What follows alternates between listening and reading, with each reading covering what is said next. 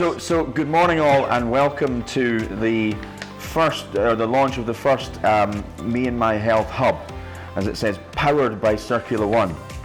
A bit of clarity. Circular One, we are the business. Me and My Health is our response, listen, learn, development around saying, if you want to make a proactive health business, you've got to create identity, you've got to create ownership, and you've got to make it personal. So that's where Me and My Health has come from, and I want to thank Pete, our cameraman, because he actually created the name for us. So there. So what is this about? Anybody that knows me, passion's a big word, and we are absolutely passionate about empowering individuals to improve their health and well-being. That's what this is here for. That's what we're about. That's what we started this journey 2.5 years ago to deliver, and that's the legacy that starts today with Me and My Health. How does it work? It's partnerships. From day one, everything we've done and sought to do and will do going forward is about working with businesses, with communities, with government, with NHS, but it's about partnerships. Why? Because no one party is going to solve this challenge, this crisis on their own. We're all going to have to come together to do it. What's the challenge? So the CBI very recently published, they've just launched their new health index. Tony Danker took up the role of leading the CBI. The first thing he did was initiate the launching of the health index. Why? Because he identified immediately that in the current climate, post-Brexit, post-pandemic, and post-economic recession, that an economy like this will not function with a sick workforce. And he's proved it out. In the last year, we lost 131 million workdays in the UK, costing the economy £180 billion. That's too big to be ignored by anybody, but it's also too big to bite in one go. We've actually got to break that down into little, small, tiny bites that we can take, because that's a reflection on a model that has massive aspirations in the NHS, but is unfair to be asked to do it on its own. It's reflected on a society that's become increasingly dependent on others to solve problems, and that's manifested through in the challenges that have followed, as I say, Brexit, where we then created this, the labour crisis, pandemic, the health crisis, and the subsequent economic crisis. I think that bears out in the fact we have got over 2.5 million people out of work today, and a number of those chose to leave the workplace through the pandemic. Over 600,000 people retired early. That says there's something wrong with how we are doing things as well. And, Simon, I'm sure, will articulate better than I can, but if we listen to the politicians and economists, one way we can address the economic situation in this country is get people back to work. Because we can then address the challenges around inflation and the challenges around all the negotiations in pay and the strikes and everything, because we can actually put labour back into the market. So, what does all that mean for us as a tiny little business, as one little very passionate part of this, is about, if we think about helping our economy through helping our businesses look after their workforce by bringing in what everybody knows and everybody wants to happen is preventative health programs. We know that's at the heart of the NHS's strategy, and we want to lean in and be part of that. And that's back to this partnership, by letting business be part of that. And that then leads into how we can then support families and communities. So what is it?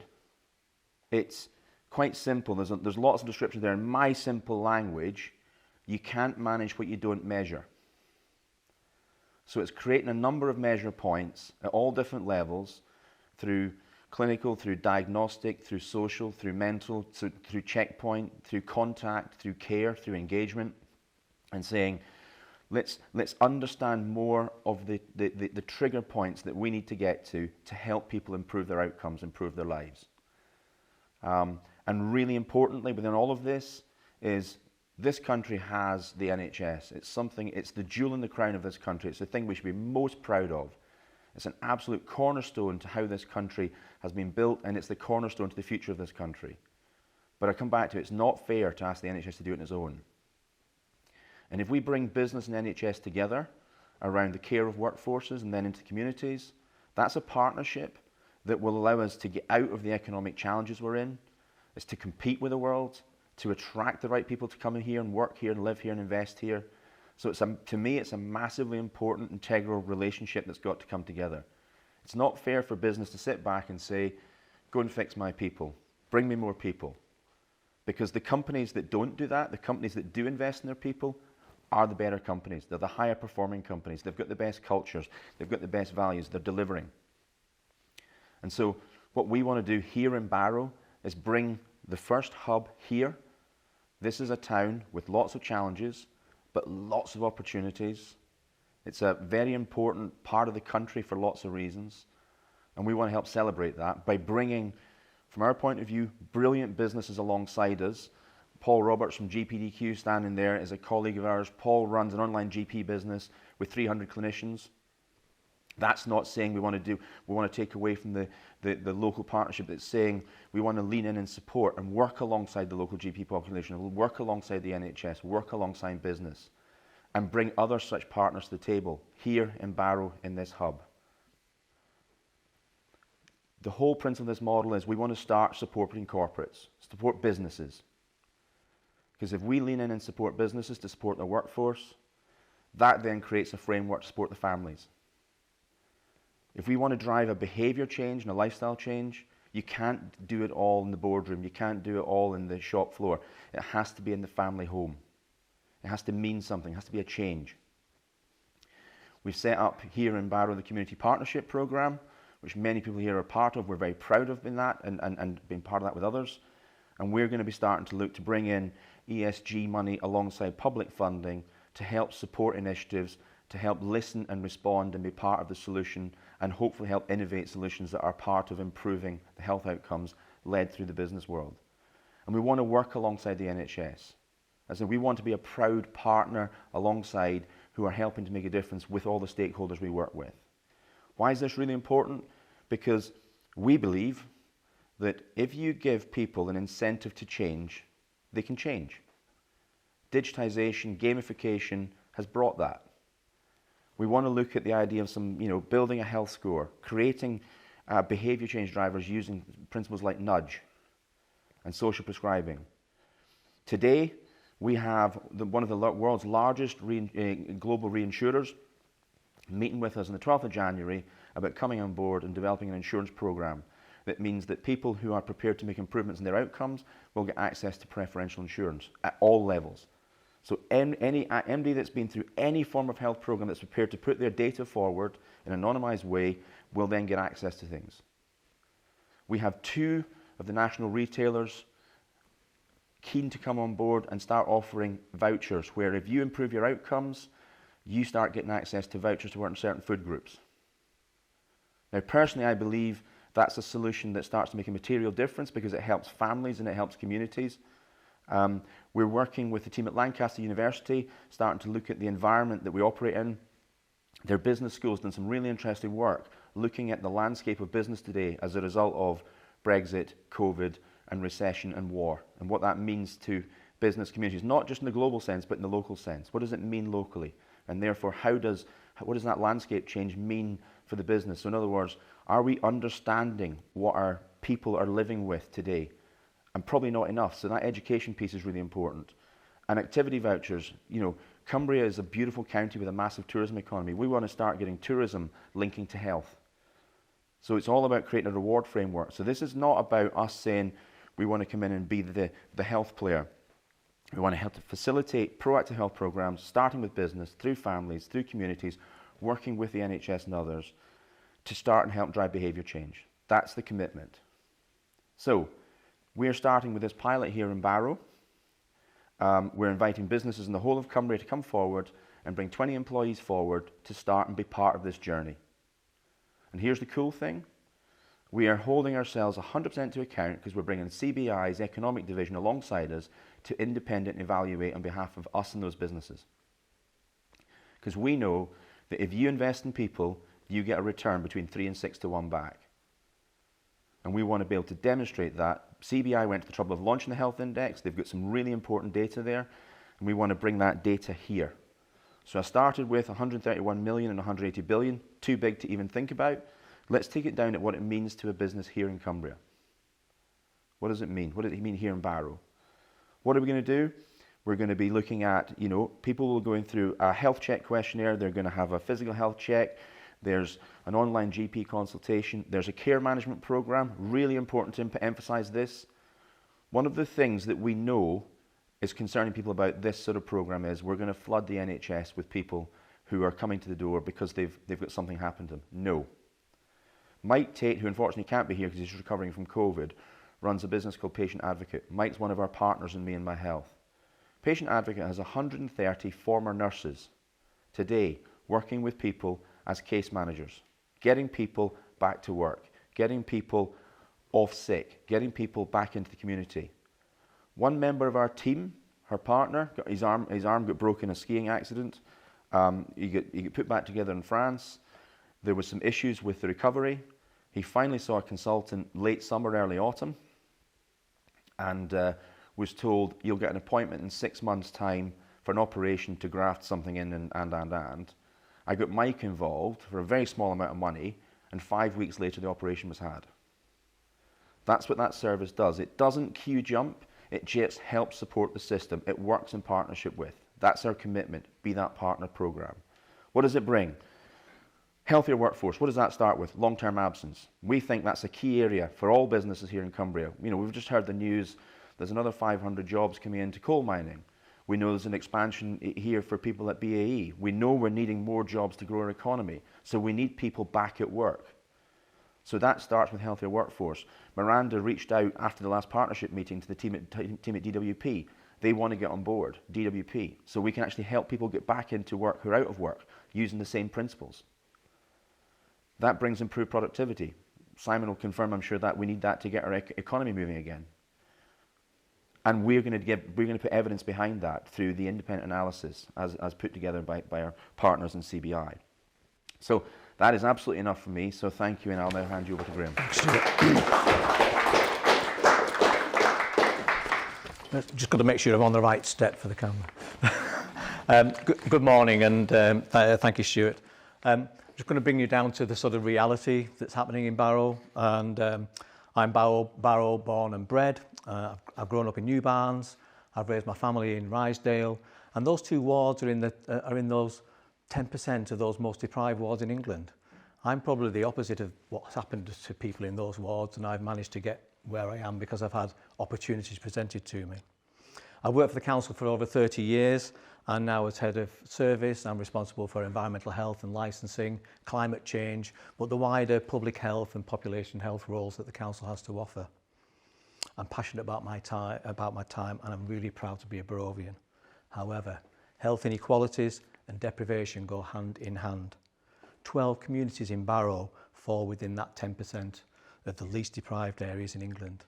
Those communities, as I've mentioned, are in Rysdale and New Barns, but more drastically in the Central and Highpool wards, just across the bridge, here where we are today on Barrow Island.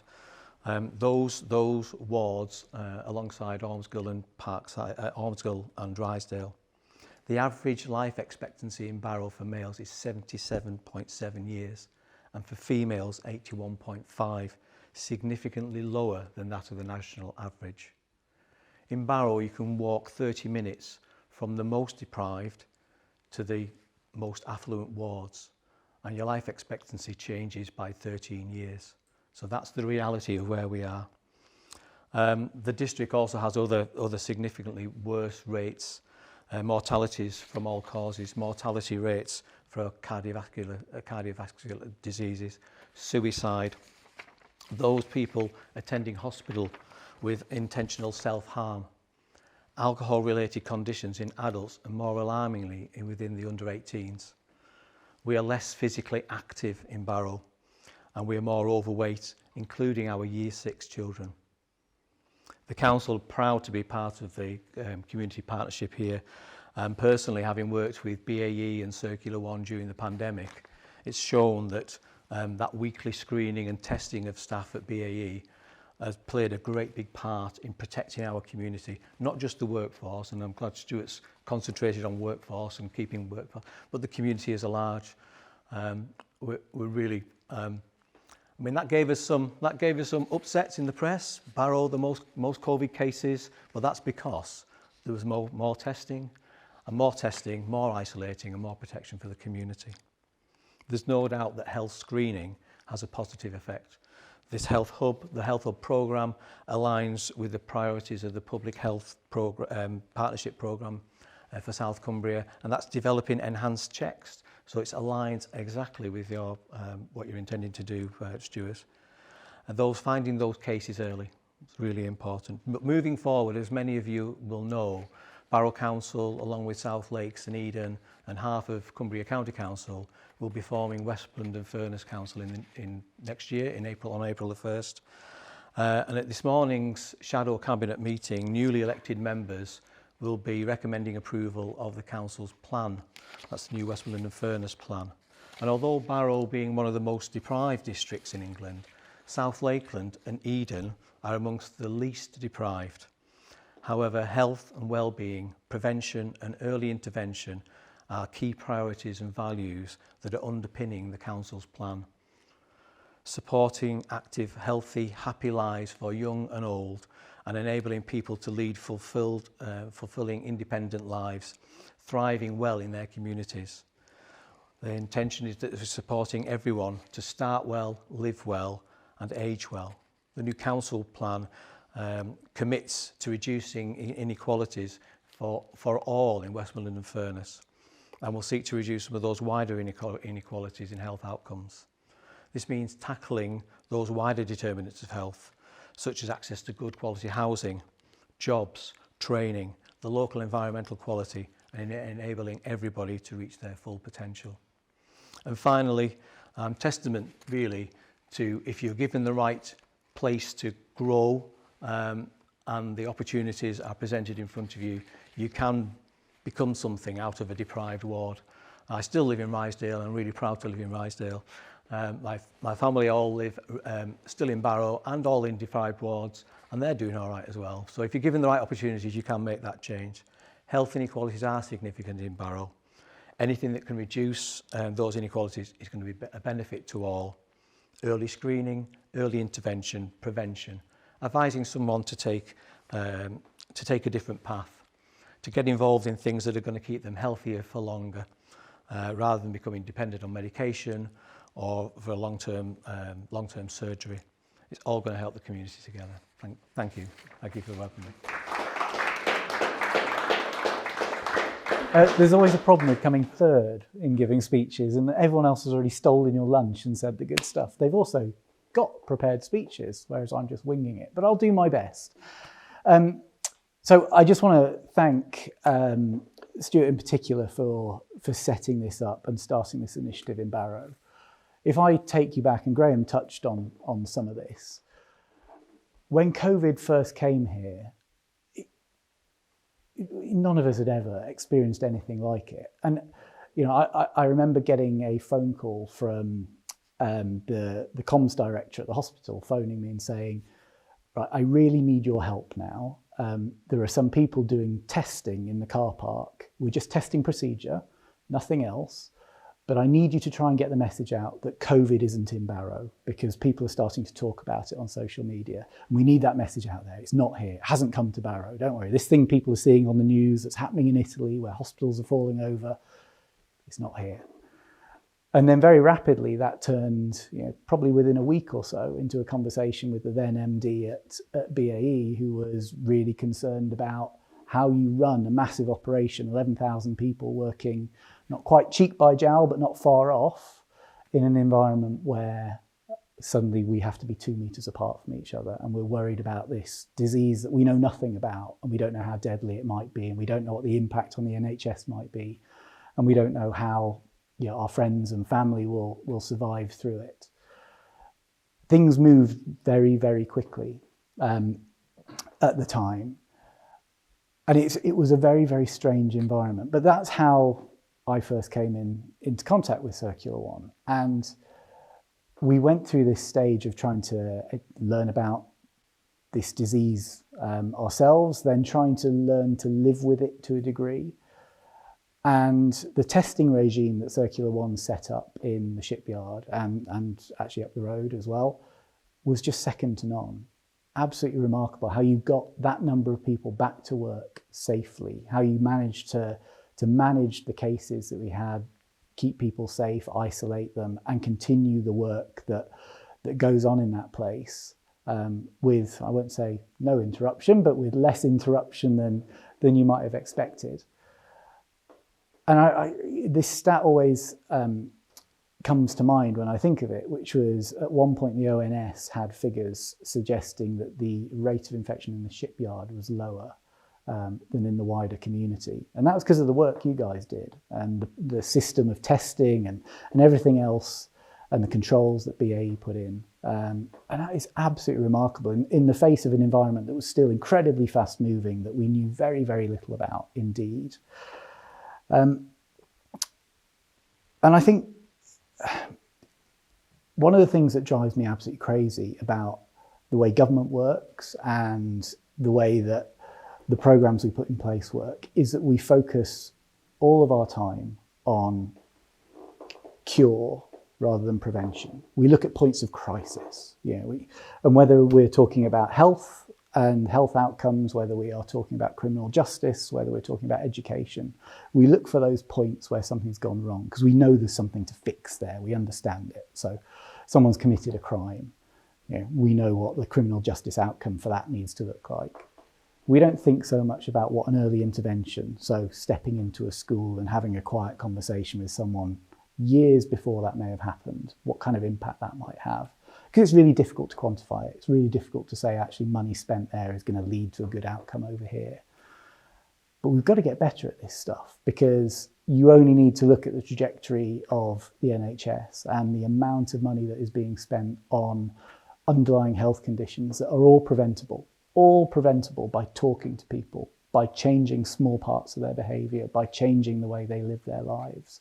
And I think this is frankly the reason why this partnership and this project, which I'm now going to look on the wall because my notes are not sufficient, the Me and My Health Hub, is so important. Because if we can start to intervene early, if we can start to drive people's decision making, to incentivize them, to give them the nudge using these nudge techniques to get them to say, actually, you know what, walking that mile to work will make a difference. Starting to cycle, I say that because I've just been freezing everything off on Michelson Bridge Road earlier, talking about the cycle lanes there.